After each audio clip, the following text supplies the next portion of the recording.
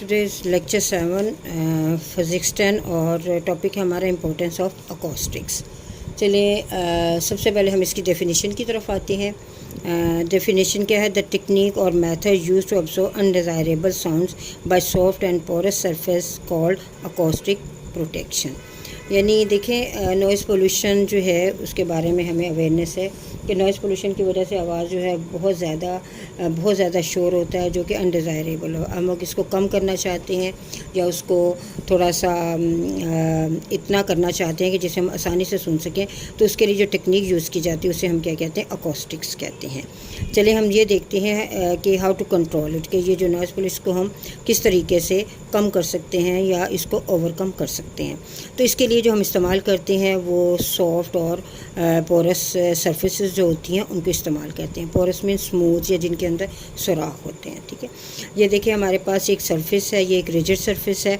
यहाँ से साउंड जो इसके साथ जो टकराएगी तो ये रिफ्लेक्ट होके यहाँ इस तरफ मूव कर जाएगी। यानी यहाँ जो आवाज़ है रिफ्लेक्ट, यानी ईको, आप ये कह सकते हैं कि इसमें हम ईको या साउंड को बहुत ज़्यादा ऊंची आवाज़ में हम इसको सुनेंगे।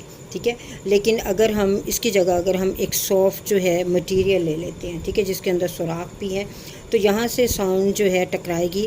तो टकराने के बाद कुछ साउंड जो है वो इसके अंदर अब्जॉर्ब हो जाएगी और जिसकी वजह से हमें ज़्यादा लाउड या ज़्यादा ऊंची आवाज़ जो है वो नहीं सुनाई देगी। और इसी तरह अगर हम इर्रेगुलर सरफेस देखें तो उनको भी इस्तेमाल करके क्या है, आवाज़ का जो लाउडनेस है या जो शोर है उसको हम क्या कर सकते हैं, वो कम कर सकते हैं। अब इसके अलावा देखिए, अब हम देखेंगे कि जो सॉफ्ट मटेरियल होता है हम इनको कहाँ कहाँ इस्तेमाल ये होता है, यानी हम इन्हें कहाँ कहाँ इस्तेमाल करते हैं। देखिए अगर कोई कमरा खाली हो तो आप उस खाली कमरे में जो है अगर आप ऊंची आवाज़ में बोलते हैं तो आपको अपनी बात और ज़्यादा ऊंची सुनाई देती है।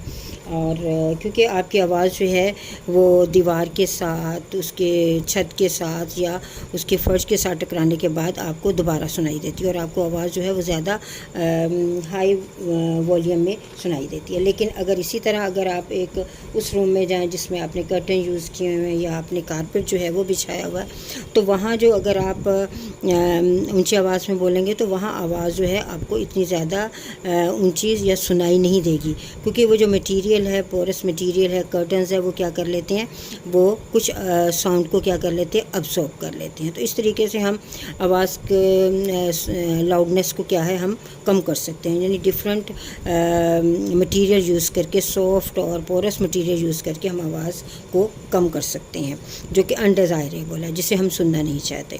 अब इसके अलावा अगर हम देखें तो ये देखें जैसे कोई कॉन्फ्रेंस हो रही है या बहुत बड़ा हॉल है और हॉल में आप चाहते हैं कि जहाँ जहाँ ऑडियंस बैठे हैं वहाँ तक आवाज़ जो है वो पहुँचे, यानी और ये एक आदमी है जो कि स्पीच कर रहा है और स्पीच कर रहा है। अब ये यहाँ ये देखें, ये कर्व रिफ्लेक्टिंग सरफेस लगा दी गई है।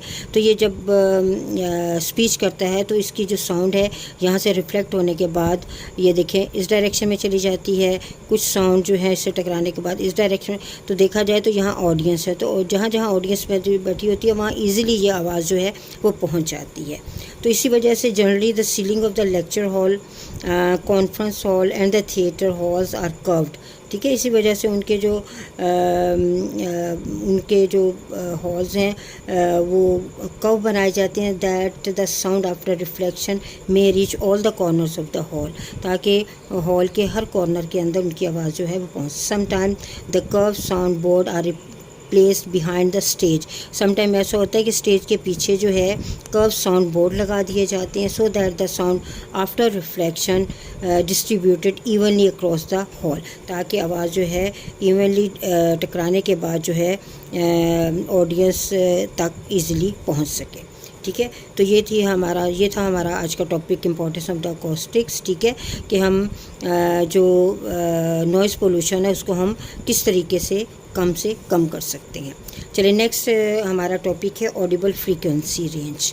इसकी definition, the range of the frequency which a human ear can here is called audible, یعنی وہ فریکوینسی کا ساؤنڈ جو کہ ہیومن ایئر ایزیلی سن سکتا ہے اسے ہم کیا کہتے ہیں؟ Audible frequency range. ٹھیک ہے، تو یہ ہمارا ٹاپک ہے.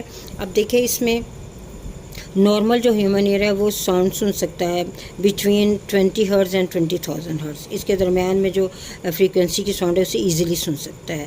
اور ہم یہ بھی کہہ سکتے ہیں ہیومن ایئر یعنی جو ہیومن ایئر ہے وہ 20 ہرٹز جو ہے لیس فریکوینسی کی ساؤنڈ ہے اسے بھی نہیں سن سکتا، نہ ہی 20,000 ہرٹز سے زیادہ جو فریکوینسی کی ساؤنڈ ہے اسے سن سکتا ہے.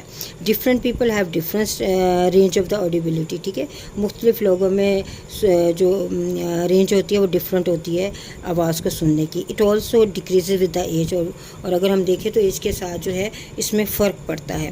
Young children can hear sound of 20,000 hertz.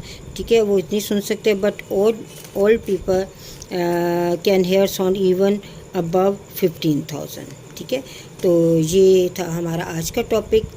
I hope کہ آپ کو سمجھ آ گئی ہوگی، تو آپ اسے اچھے طریقے سے لرن کریے. اللہ حافظ.